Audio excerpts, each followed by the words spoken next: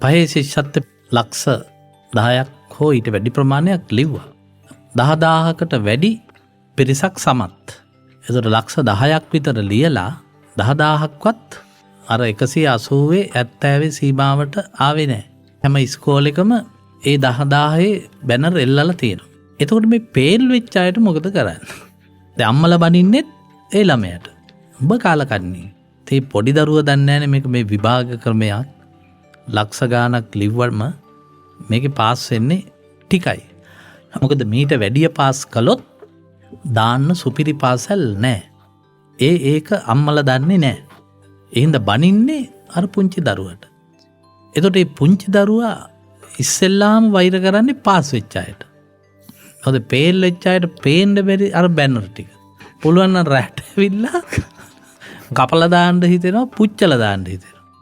පස්සේ ලොකු නාමනේ ඔය ඡන්ද බැනර් පුච්චන්නේ. ඉතින් ඒක ආభాෂය ලබන්නේ පහේ ශිෂ්‍යත්වයේ.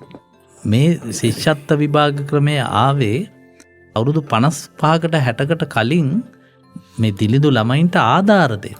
ධර්මරාජ විද්‍යාලේ ඉන්න ළමයාත් ශිෂ්‍යත්වයට ලියන්න ඕන නෑනේ. මොකද දැන් කොළඹ ආනන්ද ළමයි යෝගට ලියන්නේ ලන්ඩන් යන්නද? එහෙනම් කොළඹ ආනන්ද ළමයි මේකට ලියන්න ඕනේ නෑනේ. නාලන්ද ළමයි ලියන්න ඕනත් නෑ. ඒ හින්දා මේක ආයිසරයක් අඩු ආදායම් ලබන දරුවන්ට කොළඹ ඉස්කෝලේකට එන්න හෝ ඒ ඉන්න ඉස්කෝලෙම ආධාර දෙන මට්ටමේ එකකට ගේන්න ඕන. මේ සමත් වෙන ළමයාට ලැබෙන උත්තේජනය ටිකයි. ඒගොල්ලෝ 10000ක් විතර 20000ක අතර ප්‍රමාණයක්. ඒත් ලක්ෂ සංඛ්‍යාත ළමයි පේල් වෙනවා. කකුල් පුච්චනවා තාත්තලා. අම්මලා කණ්ඩ නොදී වද දෙනවා. පේල් වෙලා සති දෙක තුනක් යනකල්. වරක් මට මතකයි ප්‍රතිඵල දුන්නේ ඔක්තෝබර් 1 වෙනිදා. ඒ කියන්නේ විශ්ව ළමා දිනේදී. ඇත්තම ශිෂ්‍යත්ව විභාග ප්‍රතිඵල දෙන්න ඕන අප්‍රේල් 1 වෙනිදාට. මොකද අප්‍රේල් 1 වෙනිදා මේ මෝඩයන්ගේ දවස. ඔබ පන්සල ගැන කිව්වා. පැරණි පන්සල් හැදුවෙම නිශාන්ත ගල් ගුහාවල. මිනිහෙකුට සතෙකුට යන්න බැරි. වෙන කිසිම ගොවිතැනක් බතක් කරන්න බැරි. අතිශය දුෂ්කර භූමිය තමයි පන්සල තිබුණේ. ඒ ඉඩම පන්සලට වෙන් කළාට කාටවත් ඉරිසියා හිතුනේ නැහැ. හැබැයි පස්සේ කාලේ නගරවල හොඳම තැන පන්සල එන්න ගත්තා. ඊට පස්සේ දීපල තණ්හාව ආවා. ඊට පස්සේ බහණ්ඩ පරිභෝජනය. ඉන්න අනතුරුව දේශපාලනය. ඉතින් අද වන විට එතනත් ආධ්‍යාත්මයේ බිඳවැටීමක් සිද්ධ වෙලා තියෙනවා. අනික වැදගත් රැකියාවල යෙදෙන දැන් විශ්වවිද්‍යාල ආචාර්යවරයෙක් මම. ඉතින් මම දන්නේ එක දෙයයි. දැන් මම කොච්චර ජනප්‍රිය වුණත් මේ මට නොගැලපෙන දේශපාලනයට මම නොයා යුතුයිනේ. හාමුදුරුවෝ දන්නේ බණ කියන්නේ. ඉතින් හාමුදුරන්ට ගිහිල්ලා පළාත් සභාවක හැසිරෙන්න බෑනේ. දැන් ක්‍රිකට් ක්‍රීඩකයා දන්නේ ක්‍රිකට් ගහන්න. එයා දේශපාලනයට එමින් ඇති වැඩක් නැහැ. නළුවෝ දන්නේ රඟපාන්න. නිලියෝ දන්නේත් ඒක. එහෙනම් මේ අපේ ආධ්‍යාත්මික විකෘතිතාවට එකක් තමයි අපි නැගිටින්නේ වෙන රැකියාවකින්. කෙලවර කරන්නේ තව එකකින්. අවසානයේදී මිනිස්සුන්ට තමන් ආදරය කරපු අර දේශපාලකයා අස්සේ ඉන්න ක්‍රිකට් ක්‍රීඩකයාත් එපා වෙනවා. තමන් ආදරය කරපු മന്ത്രിවරිය අස්සේ හිටපු නිලිය එපා වෙනවා. ඉතින් ඒක බරපතල අපරාධයක්. තමන් ආදරය කරපු දැන් දේශපාලකයා වන හාමුදුරුවන් තුල ඉන්න හාමුදුරුවන් පිළිකුල් කරනවා. ඒ නිසා අද අපේ දේශපාලනඥයොත් අර ඒ ශේස්ත්‍රවල මතුවී එන අයට ඒ තත්ත්වයේ ඉඳ ඉඩ නොදී ඔවුන් දේශපාලනයට බිලිබා ගැනීම මම හිතන්නේ අපිට බුද්ධිමතුන් අහිමි කිරීමක්. මොකද දේශපාලනේ කරන්න පුළුවන් අය වෙනම පිරිසක් නිශාන්ත. දැන් මට ඒක කරන්න බෑ. ඒක වෙනම හපංකමක්. ඒ හපංකම මට බෑ. එතකොට සමහර ගායකයෝ ඉන්නවා. ඒ ගායන හැකියාව ඔහුගේ උපන් හැකියාව. දේශපාලනේ ඔහුගේ උපන් හැකියාව නෙවෙයි. එනිසා අද අපේ රටේ මේ ඇති වෙලා තියෙන ආධ්‍යාත්මික ව්‍යාකූලතාව හාමුදුරන්ට බණ කියන්න වෙලාවක් නැහැ. පාර්ලිමේන්තුවට යන්න තියෙනවා. ආයි බුද්ධ පූජාව කියලාවත් දාන වෙලාව කියලාවත් පනින්න බෑනේ. එහෙනම් අපේ වටිනාකම් වෙනස් වේගෙන එනවා. ඔය ආධ්‍යාත්මයේ විකෘතිතාව මතුවෙන්නේ ඒ වෙනස්කම් මේ සමාජයට දරාගන්න බැරි වීමෙන්. අතීතේ මල සිරුරක් රෙදි කඩක ඔතලා කැලේට ගිහින් දැම්මා අපි. නවීකරණයත් වෙච්ච අපි මිනි පෙට්ටියක තියලා ජීවිතේට කකුලටවත් මේස් දාපු නැති මිනිහා අත් දෙකටත් මේස් දාගෙන මේකප් එකක් සහිතව අවසන් ගමන් ගියා. හැබැයි ඒ දියුණුවෙන් අපිට අර කැලේ ගහපු කාලේ තිබ්බ සංවර්ධනේ නෑනේ. දැන් ඔය බරස්සර ජාතකය කියලා ජාතකයක් තියෙනවා ජාතක පොතේ හාමුදුරුවනේ. මේ බරස්සර ජාතකේ ඇමතිවරයෙක් ඉන්නවා.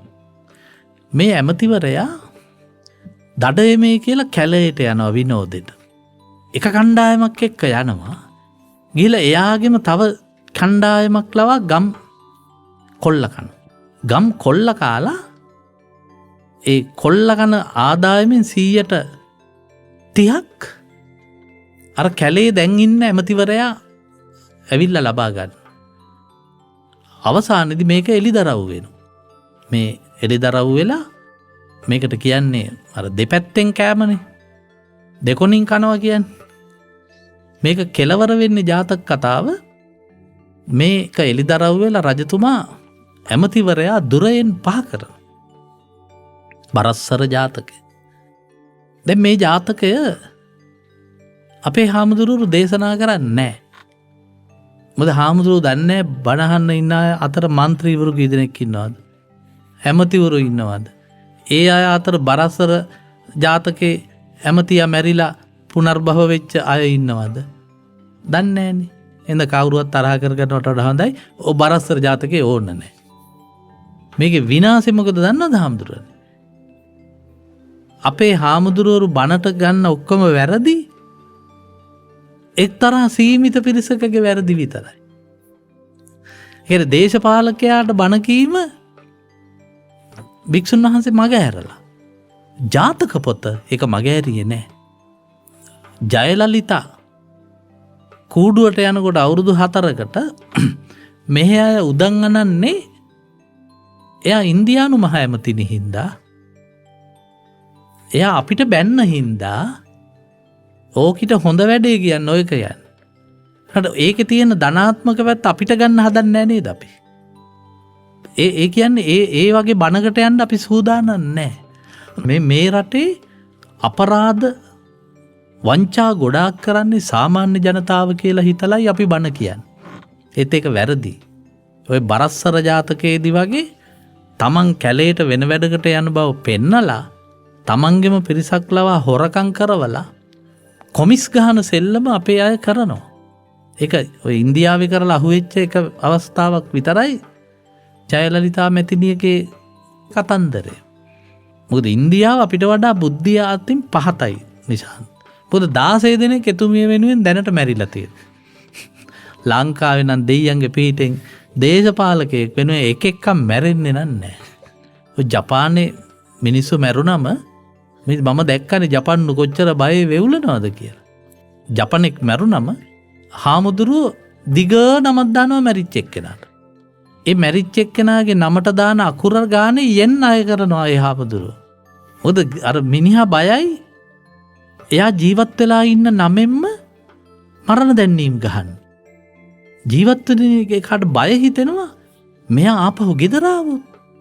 දැන් මැරුණේ සිරිපාල නම් හාමුදුරුවෝ නමක් දානවා බන්දුසේන මලා කියලා. දැන් මැරිච්ච බන්දුසේන හොල්මන් වෙනවා. ඔහු ඉන්නකොට සිරිපාල දැන් බන්දුසේනනේ. දැන් බන්දුසේනට ගේ මතක නැහැ. හොල්මන් වෙලා යන්නවත් විදියක් නැහැ.